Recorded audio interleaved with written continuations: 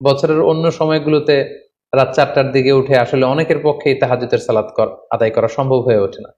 যেহেতু রমাদানুল মুবারকে সাহারি খাওয়ার জন্য আমাদেরকে উঠতেই হচ্ছে, সাহারি খাওয়ার পরে আপনি অজু করে আপনার সুবিধা মতো 2 রাকাত 4 রাকাত তাহাজ্জুদের সালাত আপনি আদায় করুন।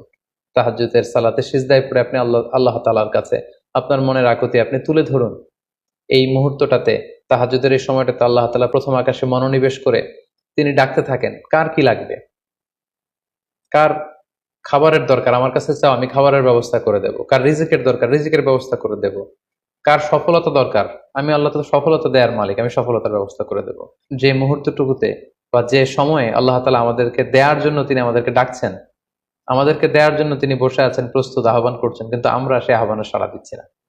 তাই রমাদানুল মুবারকে তাহাজ্জুদের সালাতের অভ্যাস করার একটা সুবর্ণ সুযোগ কিন্তু আমাদের আসছে। যেহেতু সাহারি খেতে আমরা উঠবই, উঠে আমরা তাহাজ্জুদের সালাত আদায় করে নিব। ইফতারির পূর্ব মুহূর্তে দোয়া করুন, এটি ভুলে যাওয়া যাবে না। প্রতিদিন ইফতারিকে সামনে নিয়ে আমরা দোয়া করব, কারণ হাদিসে এসেছে সালাসু দাওয়াতিন মুস্তাজাবা, 3 ব্যক্তির দোয়া আল্লাহ তাআলার কাছে কবুল হয়ে যায়। এই দোয়া আল্লাহ কখনো ফিরিয়ে দেন না। এর মধ্যে একটা দোয়া হচ্ছে দাওয়াতুস সাইম, রোজাদারের দোয়া আল্লাহ কখনো ফিরিয়ে দেন না।